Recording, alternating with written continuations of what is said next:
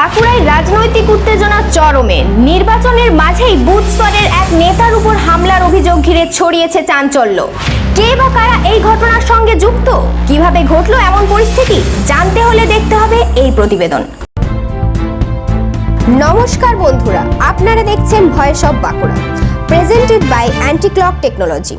গতকাল রাত্রে বাঁকুড়ার মেজিয়া ব্লকের রামচন্দ্রপুর অঞ্চলের 81 নম্বর বুথে ঘটে যায় এক চাঞ্চল্যকর ঘটনা। অভিযোগ, এই বুথের বুথ চেয়ারম্যান দীনবন্ধু রায়ের উপর বিজেপি আশ্রিত গুন্ডারা নৃশংস হামলা চালায়।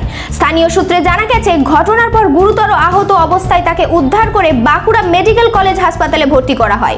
বর্তমানে তিনি চিকিৎসাধীন এবং শারীরিক অবস্থা নিয়ে উদ্বেগ রয়েছে। ঘটনাকে কেন্দ্র করে এলাকায় ছড়িয়েছে ব্যাপক উত্তেজনা। এই ঘটনার পরিপ্রেক্ষিতে রাজনৈতিক মহলে প্রশ্ন উঠছে, সোনার বাংলা গড়ার কথা বলা হচ্ছে, অথচ এখনো ক্ষমতায় না আসতেই যদি এই ধরনের ঘটনা ঘটে, তাহলে ক্ষমতায় এলে পরিস্থিতি কোথায় যাবে? এই ঘটনার খবর ছড়িয়ে পড়তেই রাজনৈতিক দলগুলোর তরফে শুরু হয়েছে অভিযোগ, পাল্টা অভিযোগ। তবে এখনো পর্যন্ত প্রশাসনের পক্ষ থেকে পুরো ঘটনার বিস্তারিত তদন্ত চলছে বলেই জানা যাচ্ছে। এদিকে সাধারণ মানুষের মধ্যে তৈরি হয়েছে আতঙ্ক ও উদ্বেগ।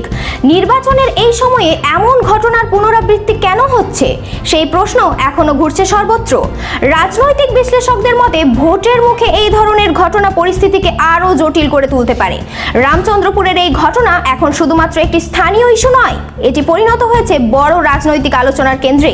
এখন দেখার, প্রশাসন কিভাবে এই ঘটনার তদন্ত এগিয়ে নিয়ে যায় এবং দোষীদের বিরুদ্ধে কী ব্যবস্থা নেওয়া হয়। এই ধরনের গুরুত্বপূর্ণ খবর সবার আগে পেতে আমাদের চ্যানেলটি সাবস্ক্রাইব করুন আর ভিডিওটি শেয়ার করতে ভুলবেন না। আপনার মতামত কমেন্টে জানান আর লাইক শেয়ার করে ভয়েস অফ বাঁকুড়ার পাশে থাকুন।